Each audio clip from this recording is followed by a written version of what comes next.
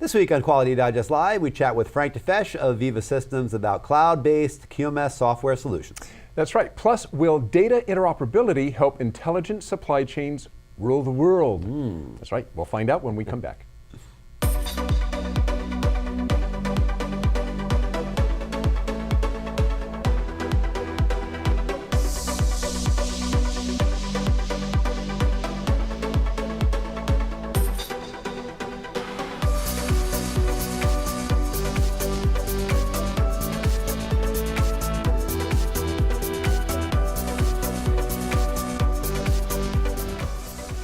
This episode of Quality Digest Live is sponsored by Hexagon Manufacturing Intelligence. Hexagon is shaping smart change by providing the confidence to increase production speed and productivity while enhancing product quality. And welcome back to Quality Digest Live for October 20th, 2017. QDL is your weekly look at who and what is making the news in the world of quality. I'm Mike Richmond, publisher of Quality Digest. And I'm Quality Digest editor-in-chief, Dirk Ducharme. Nice shirt. I like must this? say. I like your new shirt. Yeah, Dirk. thanks. I'm glad to see you're stepping You know, up I think it would probably look better on you. I don't know. All right. No, my arms are short. So what is one of the main problems when we think of renewable energy? What's one of the main problems with, let's say, solar power or wind power? Why do you always ask me these questions, Dirk? To put you on the spot. What is the main problem? Well, with solar. I mean, if you have solar power, what's one of the big issues with solar? The big issues is sunny, not sunny days, and They're right. And with wind, you don't have wind energy. You don't have access to the stuff you need to make their things work. That's right. If you don't have very technical explanation, stuff you need to make their things work. That's right. If you don't have sun or wind, respectively, then neither of those renewables are going to work for you. So what we need is a free renewable, like the sun and the wind, but that's there all the time. And there are a few being worked on. Tidal power is one, for instance. But here's one that I'll bet no one out there has heard of. It's the power of evaporation. Wow, okay. The power of evaporation. And this is really cool. It is essentially using evaporation and water-responsive material to create mechanical movement, which then could be used to drive power generation equipment. So the research was discussed on Columbia University's website in the article, Energy Harvested from Evaporation Could Power Much of the United States, which discusses research by Oscar Sahin, a biophysicist at Columbia, and others. Basically, it works like this, and this is really crazy. Pretty far out there. Yep. Water, you have some sort of material that absorbs moisture from the air. So, air evaporation, right, absorbs it, and it expands. Now, as it loses that moisture to evaporation, it contracts. Now, this expansion and contraction can be converted to mechanical energy, and the rate of absorption and evaporation can be controlled by something even as simple as shutters, right? So, Sahin and his co-authors show this in a great video, and I'll explain a little bit of what we're seeing here. So, if we run that first clip. So in the first clip here, they put bacterial spores onto plastic strips. Now these spores grow about 40% from when they are dry to when they have absorbed moisture. And that expansion and contraction causes these strips to shorten or lengthen. Now, as you might imagine, there are a lot of ways to convert this to mechanical energy. One way, as we saw there, is to use those strips like a muscle, and that was the example that we saw there. So the way they have the strips, the way they have the spores attached to the strip causes those strips to either contract or expand, which is kind of like how muscle works, how it flexes and relaxes. Another is to use weight distribution to drive a wheel, like we'll see in this clip. We have a wheel with a bunch of our spore samples around it. And half of our wheel is placed into a humid environment and half of it into a dry environment. Because our spores are expanding when humidity is high and contracting when humidity is low, that means you have a very tiny mass imbalance on the wheel, which causes it to push forward for as long as the humidity is high in one half and low in the other half. Once you have a rotating device, you can use it for many interesting applications. You can maybe create a car. We connected the rotating circle to wheels, and the device started to move just like a toy car. I was so excited. Wow. You have the device here, it's not moving, it's not animated, it's dead. And then you feed it some water. And within seconds, it comes to life. It starts to animate. You can do your physics calculations, but when you actually see it turning, it's a completely different thing. There's an invisible power that is going through it. So that's a trip, and that's a real model. This is something they're doing in their lab. So imagine now that instead of a car, that mill wheel that we saw is turning a generator, which is creating electricity, right? And this is pretty exciting. So in the first evaluation of evaporation as a renewable energy source, these researchers estimated that US lakes and reservoirs could generate about 325 gigawatts of power, which is nearly 70% of what the United States currently produces. Now, this is an ideal figure, and it depends on a couple things. Number one, it depends on the weather. It's evaporation. So if you live in areas that are really hot or are really humid and not a whole lot of evaporation going on, this is so in the west and the southwest, this would work. And also, they're also assuming that you completely cover the lake and the reservoir with the mechanism that does it, and obviously wouldn't do that. But they are going to actually start experimenting with this on a smaller scale than in the lab, where they're actually going to take like a small pond or something like that, cover it. It's just really a trip. I mean, now, does it go anywhere? Who knows? Is it really economically feasible? I just think it was pretty darn cool. Seeing that and the other thing I got to touch on here a little bit, which makes this really neat, is that in a sense it can store energy. So what they do is they open the shutters.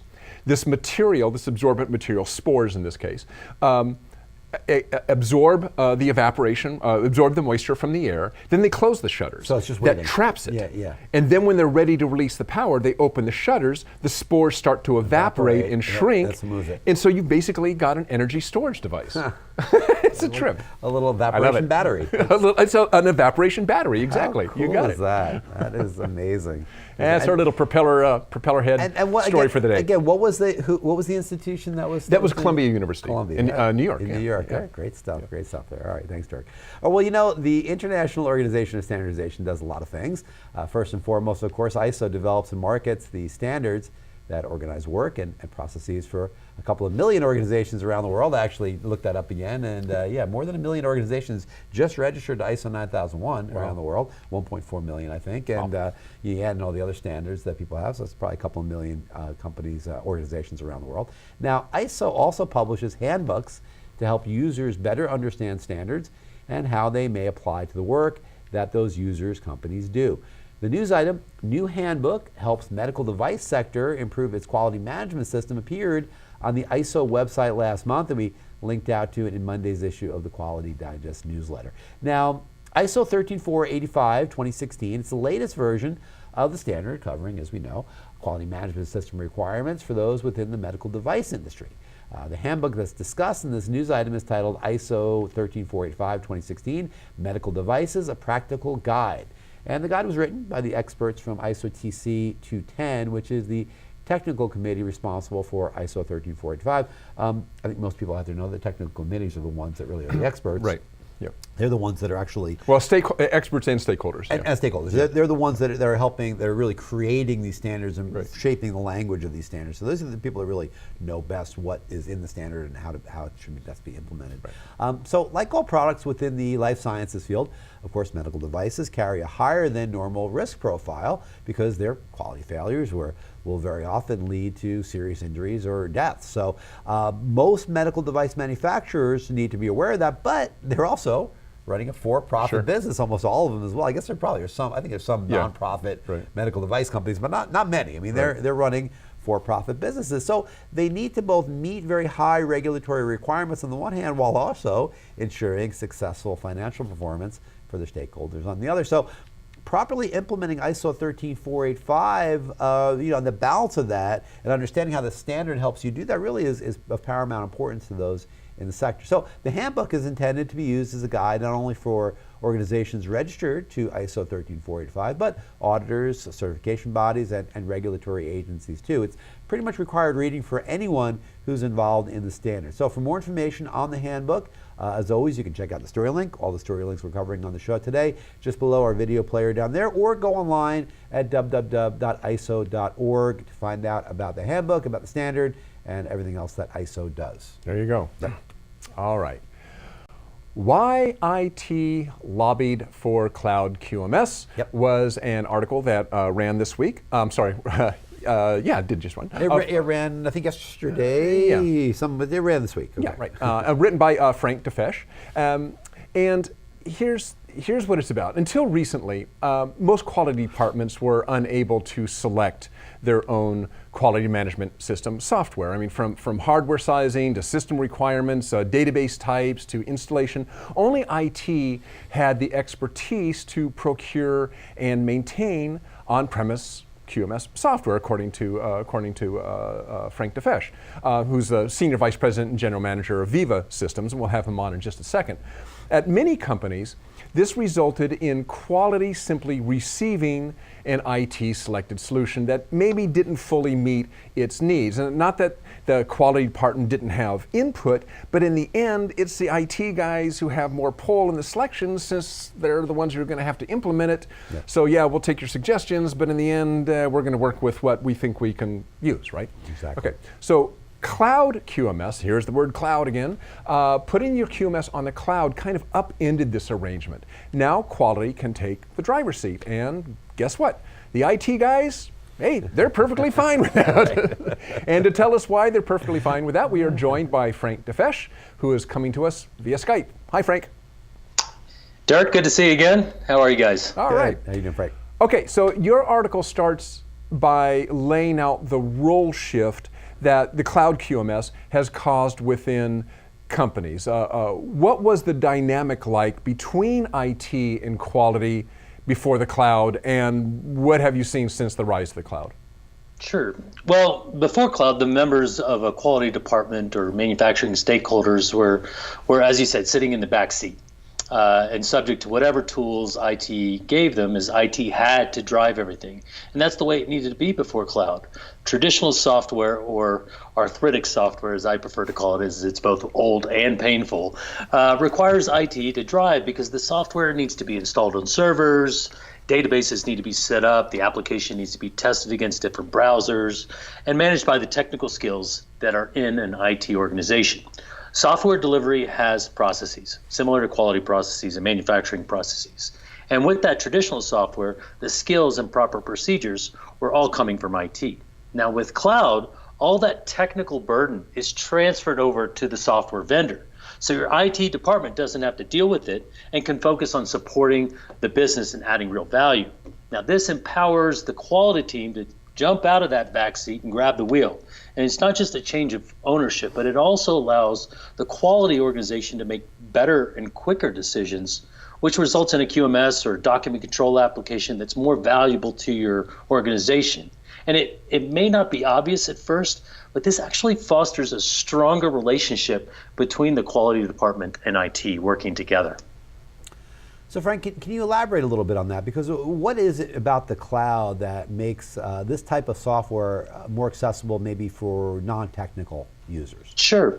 Well, in addition to the technical aspects, mostly shifting to the software provider of the cloud application, you can assess or achieve really those benefits in three areas. One is just general usability. Your IT department doesn't have to worry about it anymore. Cloud software is something that stays current and puts an emphasis on usability that people are familiar with.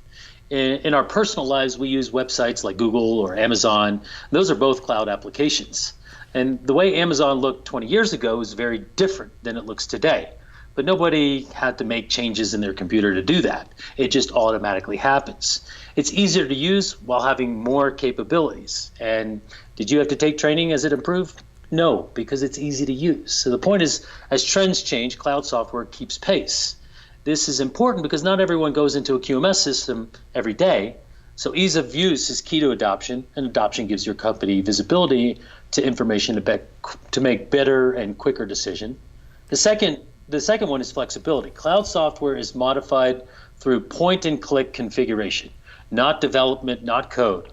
I've been in the software industry for over 20 years, and I can't code at all, but I can point and I can click. And so the skills needed to manage and modify a QMS application can be done by people beyond the IT organization. And this is important because the world around us is constantly changing. From new ISO standards to new best practices, cloud software gives you the control and the flexibility to stay ahead and keep up. And the final piece is really about access. With cloud applications, all you need is an internet browser and a connection. And you can access it from any system, any device, any browser, anywhere in the world without setting up anything like VPNs and things like that. And that's not only for your internal employees, but it also can be extended to external suppliers, contract manufacturers, and in many cases with our customers, even auditors. Now, Frank, the majority of your article was a Q&A with the head of IT at New Chapter, which is a company, whose colleague is going to be actually in our upcoming webinar along with yourself. How does New Chapter's QMS experience, procurement experience, compare to other companies that you've seen? Procurement experience. Those are wonderful things to talk about. Well, the procurement process varies from company to company. Every company is unique. But New Chapters, it's also a smaller organization, much smaller than its parent company, Procter & Gamble, who also uses Viva Vault Quality One. So we've had an experience with both large and small companies, and smaller companies typically means less red tape and less rubber stamps. But that said, with cloud, the procurement process and the respective due diligence is exponentially easier for all sizes of company and doesn't require heavy lifting from IT. Cloud is compatible with everything, and cloud software isn't tethered to a potential hornet's nest of additional software, hardware, and network purchases a company may need to make, like they used to with traditional non-cloud software. So this makes the procurement process less complex. And all your company pays for is ongoing licensing and initial setup. There's no hardware to buy, there's no maintenance to pay for, there's no IT ongoing burden. It's just simpler, easier, and better. But it also gives your organization greater cost predictability. And that is important to procurement, that's important to IT, because it's just a subscription, no other cost. It makes the total cost of ownership analysis that's very common in procurement exercises, very, very simple. And that just speeds up the decision process, puts more of the decision process on the business or the quality team, so then we can get that done and focus on execution. A procurement process should just not take longer than the actual implementation of your new quality system. Right, and in the couple of minutes that we have left here, what kinds of business improvements are cloud QMS applications enabling now that quality is, quote, in the driver's seat? Well, quality can now make the decision with IT supporting it. And that power transcends to better solutions. It's just like in the 1990s. We saw this with sales organizations.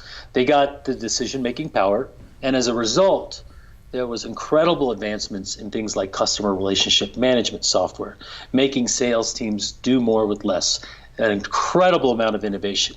Well, now cloud is making it quality's turn for better tools and higher innovation.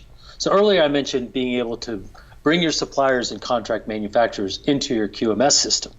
They can complete the results of an investigation, sign off directly with a 21 CFR Part 11 signature, or upload a batch file directly in your company's QMS, rather than doing business over email and phone or fax just for good measure, which all those things, that breaks the chain of custody of what happened, and it clouds the accountability.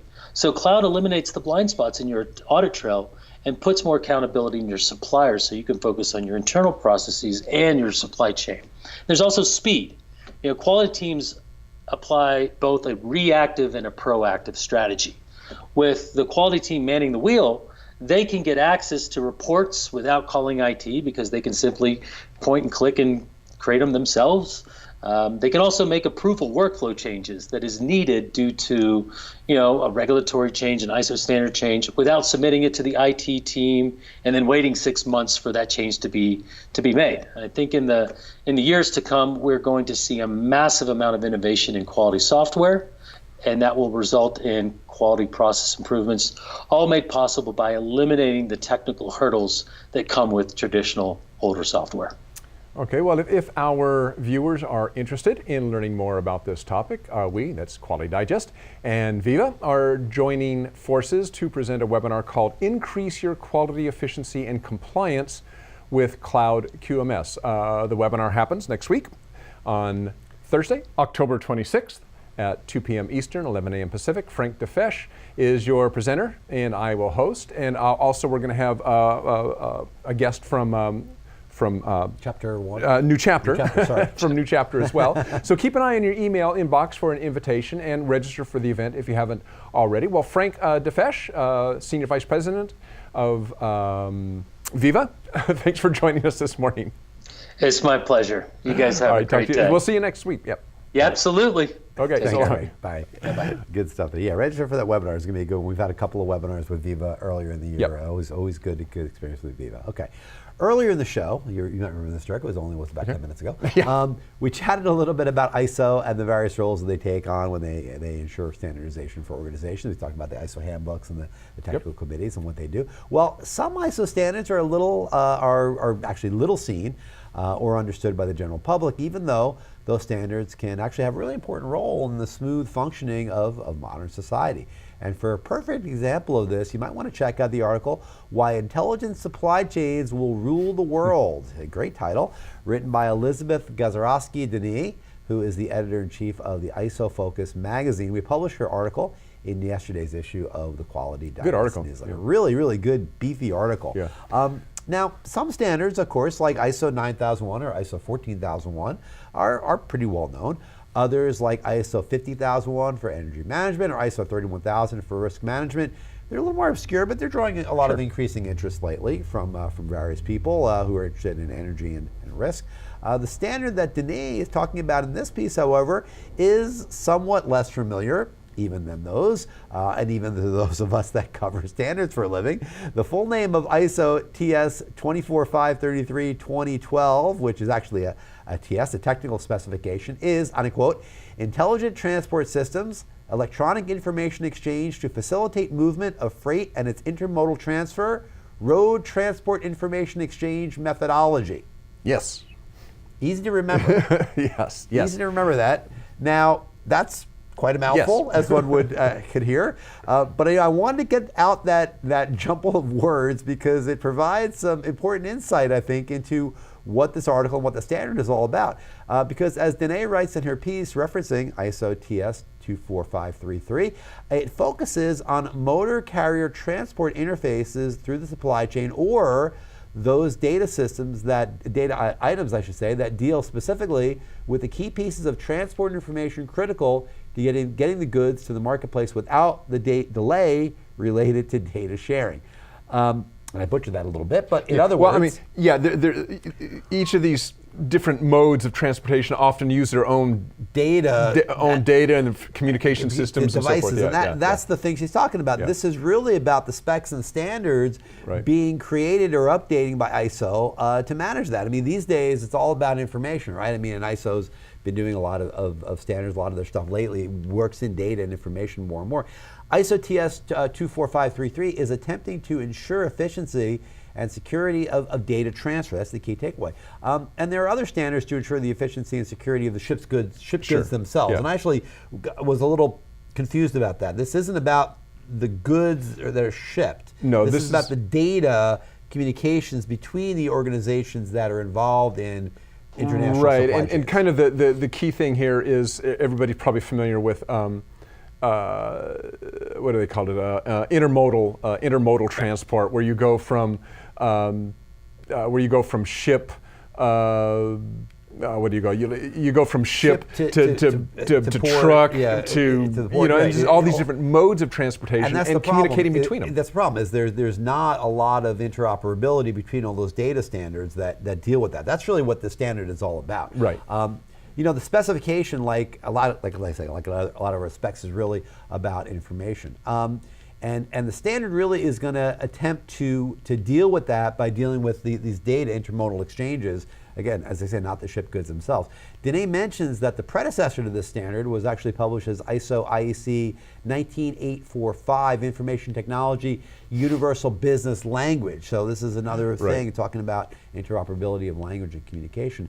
And this clears the way for organizations linked through their supply chains to share data using a common format. And that is really what's happening here. Is there a common format where the data can be shared throughout these intermodal supply chains without having to kind of translate it from one to the other and know how that works? And all this technical data essentially boils down to the fact that growing supply chains on the global basis are getting longer, more complex all the time, and that harmonization of the transport systems and data communication structures that underpin those supply chains is really of utmost importance. Dene, of course, works for ISO, and thus she represents kind of the global standards as the key to interoperability and smooth functioning of those systems. However, ISO TC 204, which is the technical committee responsible for standards around intelligent transport systems, has also reached out to many other international stakeholders to ensure that collaborative approaches are included in this complex issue. Organizations including the International Aerospace Quality Group, the IAQG, what we've heard about a lot through their OASIS supplier database, the UN Center for Trade Facilitation and Electronic Business, and the World Customs Organization, among others, are all keenly interested in the ongoing development of systems to speed efficiency in supply chain management. And I think the ultimate takeaway is that communication, what a surprise. Communication is a good thing, right? If you can't communicate properly, if the data can't flow across these systems, it really is a problem. And obviously there's many interested parties that are invested in maximizing supply chain performance across the globe, and organizations working on this issue really have a number of stakeholders that they need to satisfy. So flattening out data transfer, making these systems work as efficiently and safely as possible, it's a top of mind issue, and it always is, and it always kind of will be. There's, it's always political elements in this too. I mean, are we in a realm now where we want to continue to try to smooth out international supply chains and make international business flow more smoothly, or are we now in a more protectionist world? I mean, will the data be subject to protectionist ideals? I don't know. Well, how can it be? But I mean, either way. I mean, this is simply doing what's happening in other industries. I mean, almost every industry has this point where you've got this where the handoffs have to be smoother. You've got to. I mean, and certainly in the supply chain, and this is just a very specific part of the supply chain. But supply chain communication and stuff is something that we talk about a lot with a lot of our vendors. Is that's part of what their software does. It's kind of smoothing that whole transition. And to me, I mean, it's interesting that this is another thing. As I say, ISO's got their hands in so many pies, fingers in so many pies. But this is an important thing. That standardization really does help. Harmonization really does help. And that's why you have an ISO in the world, to kind of bring together all these stakeholders and say, hey, we have a standard, this is what it means, and you're going to follow that standard through the supply chain. It's important stuff. Okay. Well, we got a couple minutes. Real quick, off script. Okay, so I was thinking about this. I do a lot of shopping on Amazon. Do you shop much on Amazon? A little bit, I buy books on there. I have a book club, so I buy my books on there. I buy all sorts of stuff on Amazon. So Amazon, basically, I think pretty much anything I've ever seen on Amazon, if you aren't satisfied with it, or if it comes in damaged or whatever, you just return it. Now, very often, depending on the product, if it comes in damaged, you contact, sometimes the vendor wants you to contact them directly. Very often what happens is they'll give you a refund, or they'll offer to send you a new one, and they don't want you to return the damaged one because it costs more money. It costs more money to send it back. So this really makes shopping on Amazon and other related sites really simple. It's like it's all risk-free, and I can get it, and I can return it or not return it. If I don't return it, I don't know, I just throw it away. I have a bumper, a car bumper that I ordered for my car that was wrong. This is a big honking piece of metal. Well, actually it's plastic, but a big honking piece of plastic that I can't use. It was a mistake on their ordering. They refunded it for me. They don't want it returned. So where's it going to go? It's going to go in a landfill. Is it going to go in the landfill? So my question is, return policies like that, good or bad? I mean, they're great for, just like you said, they're great for the consumer to be able to with no risk, order something. You have people like my my wife, who I love dearly, who basically will Thanks for the shirt, by the way. not worry that much about what she buys on Amazon or online because she's going to return it. Right. And she returns like 70% of the stuff she buys. And I'm thinking, that can't be good. There's a lot of muda in that system. Well, there's not muda from the shipping, but there's certainly a lot of muda from the waste that comes from that. Right. So, I mean, the question, the natural question is, what is a better way? I mean, the pressure, the consumer pressure to say, I want it now and I want to be able to have no risk when I order it, is what an Amazon wants because it fosters a lot more orders, and ultimately they make a lot more money, and they don't care about the waste. It's your problem. Once it's shipped, they're done. They're done. They got their money, and whatever. If they have to make it good later, they'll have to spend more money to do it. They'd rather not get it back, but it doesn't help the environment. Well, I also wonder if it makes us indiscriminate buyers. It does make us indiscriminate It's buyers. like, I'll just order it. I mean, it may work, it may not work. Right. If it doesn't, I'll just ship it back. Well, I remember when I was younger, return policy was a big thing. It's like, you said, well, what is a return policy? You'd have to know before you bought something. Now, everything and anything is returnable. Food. I mean, it's like, the Trader Joe's will take anything back and give you, what you want in equal value or more value. Right. You can try anything you want in the store. They'll open up a package on the thing and let you try it. I mean, the system, the customer being in control, I think, is great for the customer. It has created a lot of muda, I think, for the producers and the ones that have to live up to those standards. And the other thing is, I don't know how much time we have. I mean, we see this in our little business, is that, as Quality Digest, you've got to, when you're dealing with consumers, our consumers in this case are advertisers, you've got to, in a certain sense, mimic the big boys. You've got to give the same services as best as possible to the big boys. So if you're a small media company, you've got to be able to kind of do what Google can do as best as you can, right? And you want to be able to serve those kind of impressions. If you're a small retailer, you got to have the same policies as the big boys or you're going to lose that business. So a Google, an Amazon, whatever, can do things that the small guys can't, but the small guys are the ones that ultimately are going to lose. And maybe that's part of the strategy, is the squeezing of the margins for the little guys that go out, and then they get that business too. I don't know if that's part of the strategy. It probably is in somebody's mind somewhere up there in those big companies. But it's a good question. I think about that a lot when I return stuff too. I try not to return anything, but it's waste, it's muda. Well, if anybody needs a blue 2004 to 2006 Toyota Highlander bumper cover, contact me. Plastic, not metal. Blue. I've got one for you. All right, thanks again, Derek. That's good stuff. All right, well, that's our show for this week. But before we go, of course, we want to thank our sponsor. For a limited time, Hexagon Manufacturing Intelligence is offering 2 exciting portable solution specials: the great Romer Absolute Arm Trade-Up and the great Leica Absolute Tracker Trade-Up. Specials are running right now through the end of December, so you have a few months.